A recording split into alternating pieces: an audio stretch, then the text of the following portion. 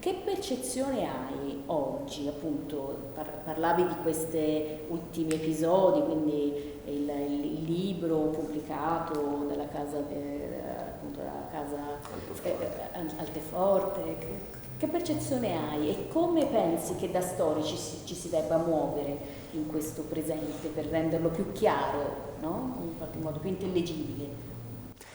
I mean, that's a really good point. Let me I start with the fact that there is a clear change in the political culture of the world, not only in Italy, but in Italy perhaps it should be more of a reason to worry, because at the end of the day, this is the country where fascism was born, and there was a new Italy that emerged after the war with a very strong anti-fascist constitution and a very strong anti-fascist understanding of why fascism, racism, and political violence are problematic for politics. And if you want to take just a historical look, let's say Italy was not in a great situation after so many years of fascism.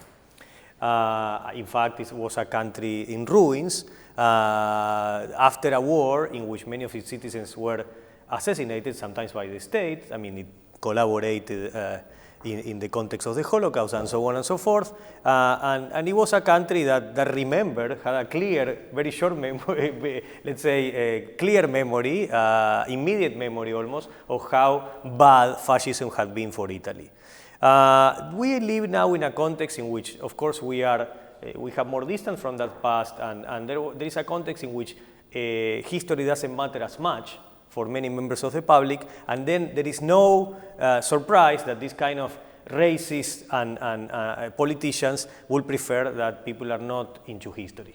Let's say that. I mean, because basically I recently wrote an article in the Washington Post explaining why I even think that these populists are engaged in a war against history. And in fact, I talk a little bit about Salvini. I talk more about Bolsonaro, which is another case in which, I mean, it's such a deformation of history in which the Brazilian dictatorship is not a dictatorship for him. The Nazis were not on the right, but actually were communists for him. And these kind of things that is like saying, I will call this a plane, but this thing doesn't fly. Thereby, it's not a plane, it's not a fact, it's just a lie, it's really fake, and it's typical of, let's say, the fascist way of lying rather than the democratic way of conveying things to the public. So in that context, it's not only that the racists are in government in Italy, but also that you have other populists or other politicians that are not or do not regard racism in politics as toxic as it used to be. Because why, for example, in the case of in the Cinque Stelle case, I mean the Five Star Movement, why they will be part of a coalition, even if they say, or even if they are not racist, why they will be in a coalition with racists? And this used to be a big no. It is no longer the case. It is no longer the case. You can be a colleague with a fascist, according to them. You can share books in a book fair with fascists. You can present your book on democracy, and fascism is regarded as just another view. And it's not another view. It is basically an ideology that is against democracy, that it destroys freedom, and it destroys many things that are dear to modern society.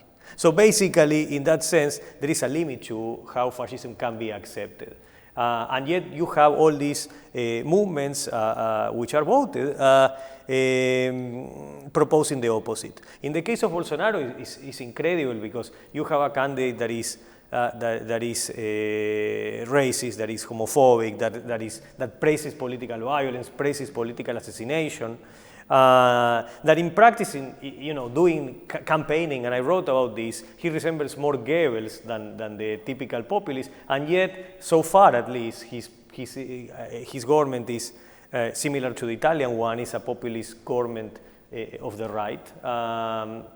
And he needs to deny historical precedents for all the things that he's doing. Now, my point is that he's a populist, he's not a fascist, but in the history of populism, what we see is that there is a kind of let's say, more benign view of fascism. And not only that, there is even a kind of a return to certain key fascist elements that populism in its history has rejected. So what I'm saying is somebody like Salvini, so far, is not a fascist, but is a populist.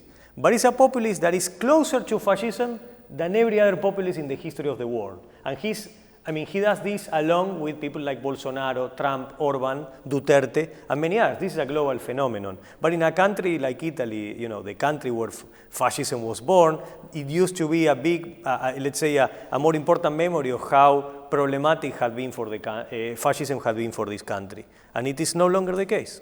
And thereby the need for history. We need to remember what happened. Quindi Federico, se ti seguo e ti seguo, noi dobbiamo credere che mai e poi mai il Partito Popolare Europeo, a partire dal 27 e dal 28 maggio, dovrà fare un accordo di maggioranza con la destra populista per una commissione di destra-centro, giusto?